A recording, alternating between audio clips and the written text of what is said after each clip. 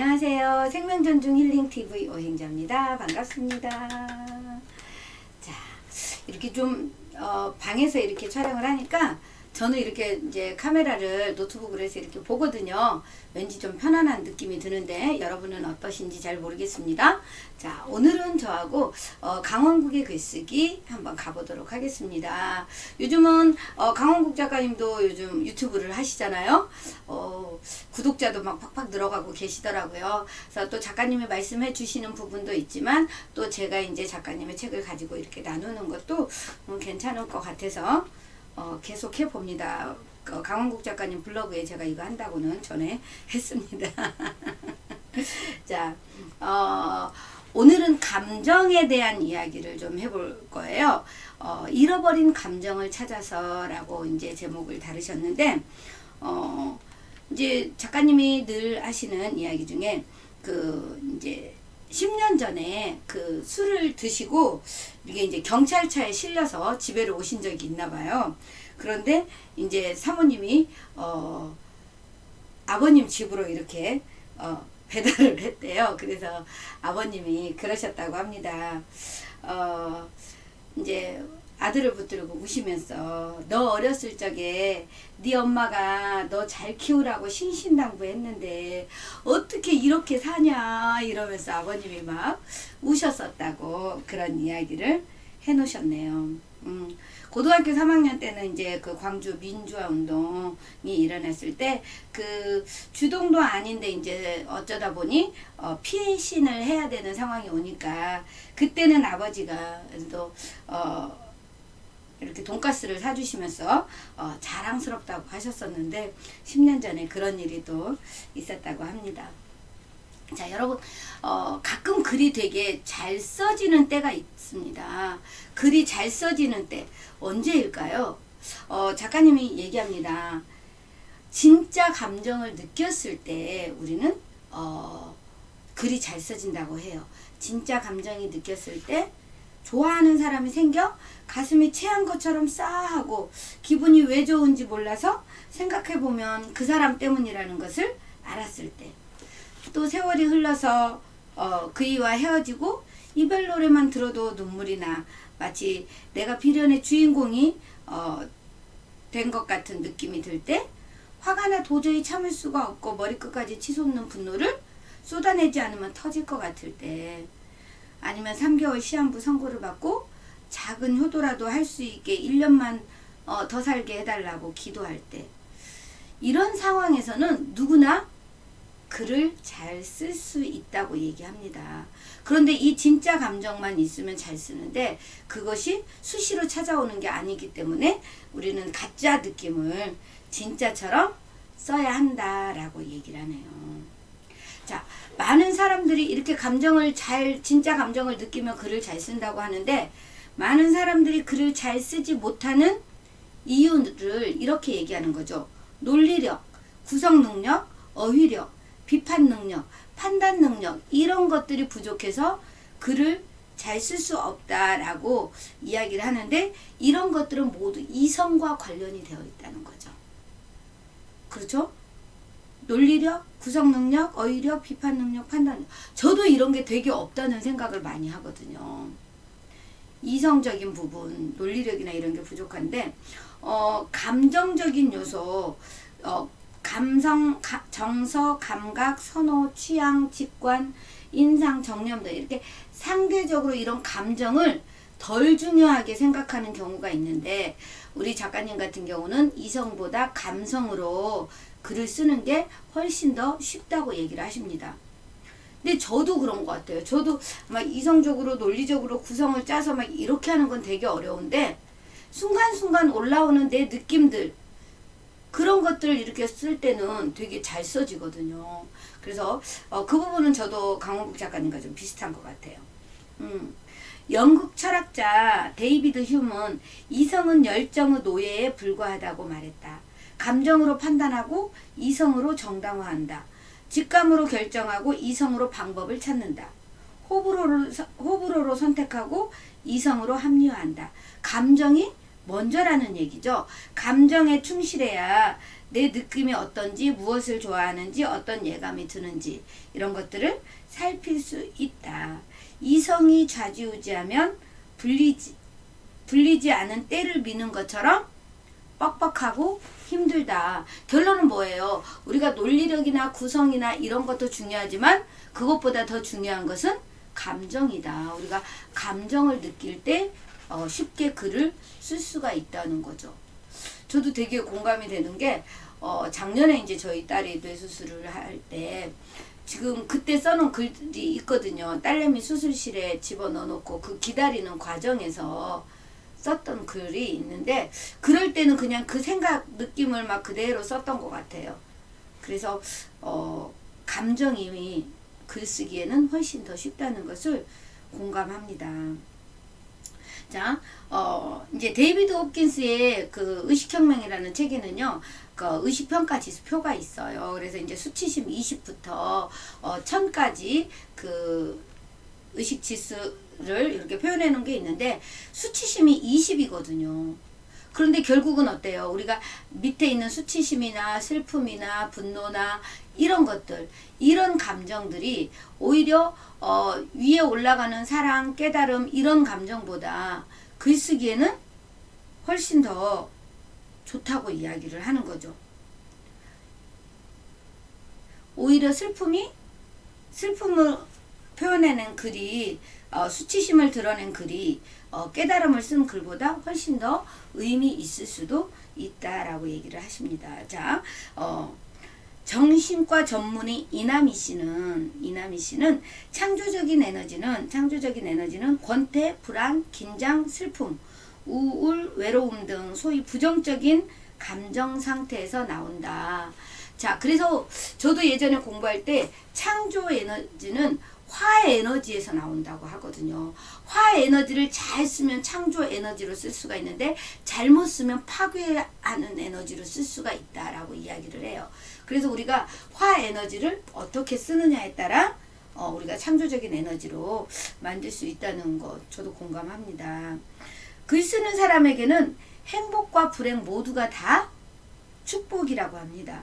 행복할 땐 행복을 누리고 불행하다 싶으면 글을 쓰면 되니까 불행할수록 더 좋은 글을 쓸 수 있으니 힘든 세상살이의 글쓰기는 얼마나 달가운 선물인가. 그래서 행복도 선물이고 불행도 선물이다 라고 이야기를 하는 거죠. 정호승 시인은 시는 고통의 꽃이다 라고 표현을 했거든요. 그러니까 힘들 때 아픔이 있을 때 그때 글도 잘 써지고 시도 잘 써지고 그래서 되게 보면 작가들이 되게 힘든 과정을 많이 거친 경우가 많잖아요. 우리 유명한 작가들도 그 부분은 되게 공감이 되는 것 같아요. 감정을 풍부하게 느끼는 것과 내 감정 상태를 아는 것. 그래서 감정을 차별하면 다양한 감정을 억제하게 만든다는 거죠. 어른이 되면서 그런 감정을 구분하고 다스리려고 하는데 그렇게 하면은 감정이 무뎌지는 거죠. 그러다 보니까 그러면 글쓰기도 더 어려워질 수가 있겠죠. 그래서 우리는 나이를 먹어서도 어린아이의 마음을 회복하기 위해서 힘써야 좋은 글을 쓸 수 있다는 거예요. 그런데 우리 그런 말 있잖아요. 천국에 가려면 어린아이 같은 마음이 되어야 된다. 그만큼 순수해야 되고 내 생각이나 개념으로 보지 않고 있는 그대로를 볼 수 있어야 된다는 얘기인 것 같아요. 그래서 내 감정의 미세한 뉘앙스의 차이를 느낄 줄 아는 것이 중요하다. 그래서 내 감정을 서술해 보는 것, 그런 것들이 되게 중요하다고 얘기합니다. 저는 이 부분은 되게 공감해요. 그래서 내 감정을 이렇게 하고 난 뒤에 그 글은 계속 또 그 수정을 해야 된다고 하잖아요. 교정 작업이 들어가야 되기 때문에 그때 다시 이성적으로 이렇게 교정이 들어가면 좋을 것 같아요. 자, 나는 자주 걱정과 후회의 감정을 쓴다. 걱정은 일어날 일과 일어나지 않을 일 두 가지다. 하지만 우리가 느낌이나 감정에만 그치면 공허함을 느낀다는 거죠. 그래서 사랑, 헌신, 희생 등을 추가해야 한다. 사람을 사랑하지 않는 사람이 사람을 위한 글을 쓴다는 것은 어불성설이다 라고 얘기합니다. 진짜 좋은 글은 감정을 억제하고 쓴 글이래요. 독자에게 필자보다 더한 감정을 느낄 기회를 주는 것이다 라고 얘기하네요. 자, 우리가 감정을 일단은 가장 쉽게는 감정을 먼저 이렇게 표현하는 글을 쓰는데 진짜 잘 쓴 글은 그 감정을 억제하고 쓰는 글이다. 그래서 독자에게 그 필자보다 더한 작가보다 더한 감정을 느낄 수 있는 기회를 주는 것이다 라고 얘기를 합니다. 이거는 좀 많이 훈련이 돼야 되지 않을까라는 생각이 들어요.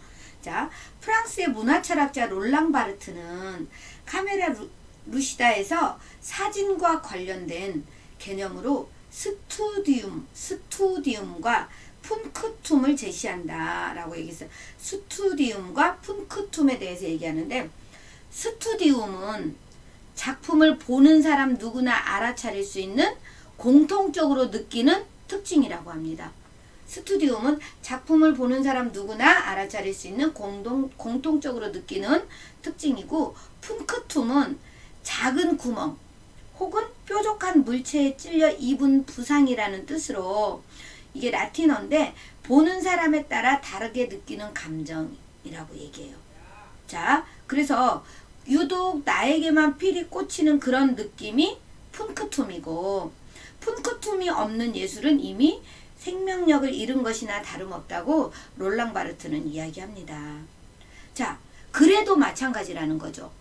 그래서도 스투디움은 작가가 독자에게 전하고자 하는 메시지, 누구나 공통적으로 느낄 수 있는 그런 특징이 있고, 그래서 이거는 누구에게나 동일하게 일치할수록 좋다라고 얘기합니다.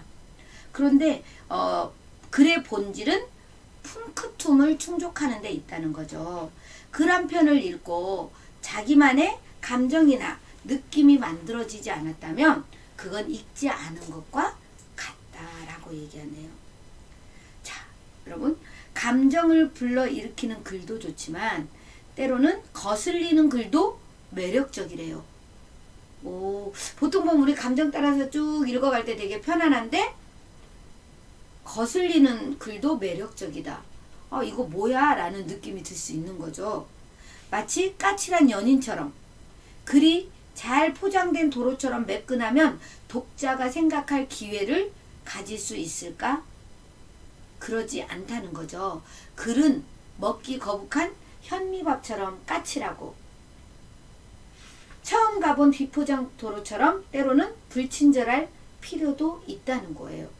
그래서 천천히 읽어야 읽히는 글, 한참 곱씹어봐야 의미를 알 수 있는 글, 어디서도 본 적 없는 낯선 글, 그래서 불편하고 긴장하게 하는 글처럼요. 자, 이런 글이 어떤 글일까요? 저는 문득 생각나는 게 이제 명작들 이렇게 보면 왠지 이해가 안 돼서 읽고 또 읽고 또 읽고 해야 되는, 그래서 어려워서 못 읽고 두었던 책들, 그런 것들인 것 같아요. 그리고 고전 같은 것도 그런 거에 좀 해당이 될 수 있을 것 같고요. 그리고 어떤 전문적인 이야기도 좀 그렇고, 어쨌든 그런 까칠한 글도 필요하다는 거죠. 우리는 그냥 편안하게 읽히는 게 좋다고 생각하는데 가끔은 그렇게 좀 독자가 생각할 수 있는 그런 불편함을 주는 그런 글도 필요하다.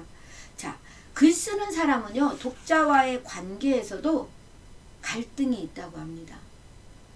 처음에는 독자에게 영합하고 복종하는데 이거는 인정 욕구 때문이다. 독자는 불편한 글을 좋아한다. 독자가 좋아하는 글은 글쓴이가 자신을 향해 독립선언을 하고 저항하기 시작한 글, 한마디로 대드는 글이다. 자기 감정에 충실한 글이다. 그런 글은 약간 삐딱하다라고 이야기를 합니다. 어쨌든 좀 많은 생각을 하게 하죠. 이 파트에서는. 자, 좋은 글, 잘 쓴 글은 되게 이런 경지에 이른 글이라고 해요. 어떤 경지냐면 독자의 눈치를 보지도 않고 그렇다고 독자에게 대들지도 않는다. 독자에게 줄 것은 주고 얻을 것은 얻는다. 무엇인가를 생산해내고 자신도 성장하고 그러면서 독자를 이끌고 가는 글. 이게 진짜 좋은 글이고 잘 쓴 글이라는 거예요. 자신의 감정을 숨기지도 포장하지도 않을 뿐더러 남의 눈치도 보지 않고 남이 기대하는 것을 쫓지도 않고 자신의 감정을 있는 그대로 드러내는 글. 이런 경지에 이르면 정말 대단하죠. 이걸 보고 화이부동 상태다라고 강원국 작가님은 얘기를 합니다. 여기에서 가장 핵심, 우리는 저부터도 뭐 논리력, 구성 능력, 어휘력, 비판 능력 이런 것들이 중요하다고 생각을 해서 나는 그런 게 되게 부족해 라고 생각을 하는데, 우리가 감정에 있는 글, 진짜 감정을 표현하는 그런 글이 진짜 글이다. 그 다음에 이 글들을 쓰면서 감정적인 글을 쓰다 보면 또 그 진짜 감정이 올라올 때 글을 잘 쓸 수 있는데 맨날 그 감정이 올라오지 않기 때문에 때로는 가짜 감정을 진짜 감정처럼 쓰기도 하고, 그래서 이제 나중에는 또 독자에게 좀 불편한 글을 쓸 수도 있어야 되고, 그래서 나중에 정말 경지에 이르렀을 때는 자신의 감정을 숨기지도 포장하지도 않을 뿐더러 남의 눈치도 보지 않고 남이 기대하는 것을 쫓지도 않으면서 자신의 감정을 있는 그대로 표현할 수 있는 글, 그런 글을 쓰는 것이 진짜 좋은 글을 쓰는 것이다. 그런 경지에 이르렀을 때 우리는 좀 최고라는 또 나름대로 인정을 받지 않을까라는 생각이 드네요. 여러분, 오늘도 그 잃어버린 감정을 찾아야 되겠죠.